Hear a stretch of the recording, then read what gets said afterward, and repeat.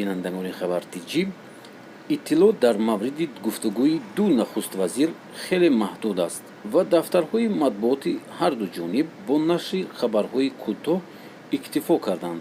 аммо ҷолиб ин аст, ки маълумоти нашркардаи ду ҷониб аз ҳам фарқ мекунад.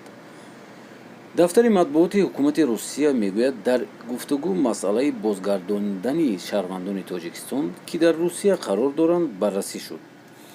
аммо дар иттилоъе ки расонаҳои давлатии Тоҷикистон нашр карданд, дар бораи ба Тоҷикистон овардани муҳоҷирон чизе гуфта намешавад. танҳо таъкид шудааст, ки Расулзода дар ин суҳбат имкони содироти маҳсулоти кишоварзии Тоҷикистонро ба Русия матраҳ кардааст. Тоҷикистон солҳост, ки аз Русия мехоҳад барои содирот маҳсулоти кишоварзиаш шароити фароҳам кунад, аммо ҳанӯз ҳаҷми содирот ночиз аст. ташкили парвозҳо аз Русия ба Тоҷикистон дар назар аст. як мақоми баландпояи Тоҷикистон, масъули равобит бо Русия, рӯзи 8 апрел дар суҳбат гуфт: то поёни моҳ мавзуди ташкили парвозҳо миёни Тоҷикистон ва Русия аслан матраҳ нест.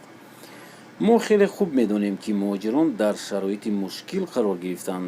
ҳадди имкон ба онҳо кӯмак карда истодаем, аммо ҳоло масъалаи ташкили парвозҳо аслан дар миён нест. рӯзҳои наздик ягон нақшаи бозгардонидани шаҳрвандони Тоҷикистон аз Русия вуҷуд надорад, иброз дошт ӯ. мутаддил шудани вазъият беҳтар аст. муҳоҷирон дар ҷойҳои зисти худ бимонанд. чун бозпас шудани хуруҷи вирус, ширкату корхонаҳо дубора фаъол мешаванд ва ҳамагӣ ба нерӯи кори ниёз хоҳанд дошт. ин мақомдор гуфт, аз мушкилоте ки имрӯзҳо муҳоҷирон рӯбароянд огоҳ ҳастанд, аммо бозгаштан ба Тоҷикистон на мушкили худи онҳо, на хонавода ва на кишварро дар маҷмӯъ кам намекунад. мо ба ҳукумати Русия ба афв кардани пули патенти муҳоҷирон ва сабуки додан дар масъалаҳои дигар ба муҳоҷирон пешниҳодҳоро расман фиристодем. муҳоҷирон бояд ками дигар сабр кунанд, роҳи дигар вуҷуд надорад, таъкид кард ҳамсуҳбати ӯ. худдории Тоҷикистон аз ташкили парвозҳо аз Русия барои бозгардонидани шаҳрвандон захиран ба хавфҳои ворид шудани бемории коронавирус ба кишвар бастагӣ дорад.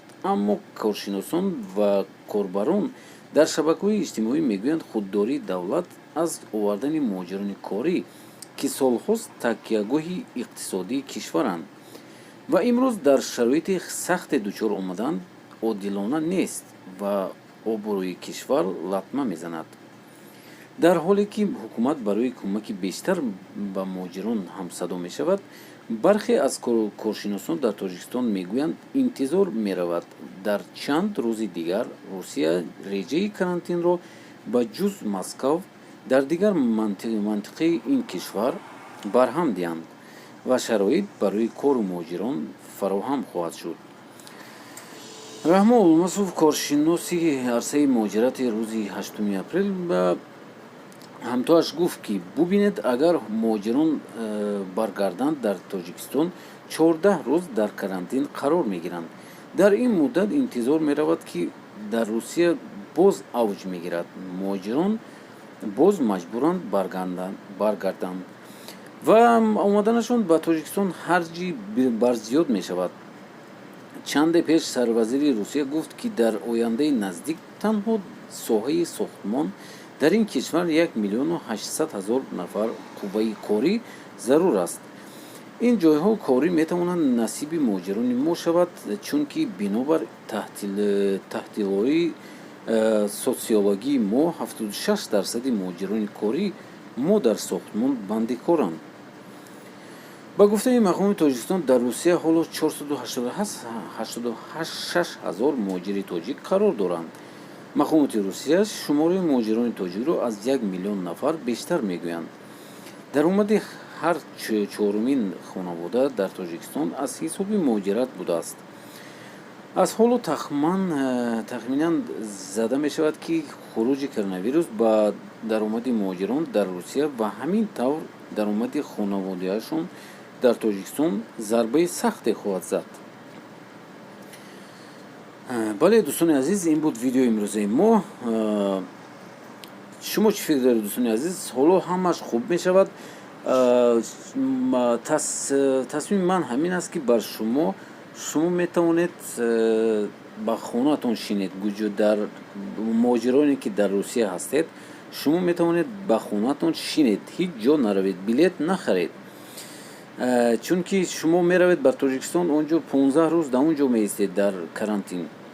Фарқе надорад, шумо ҳаминҷа меистед то охири май.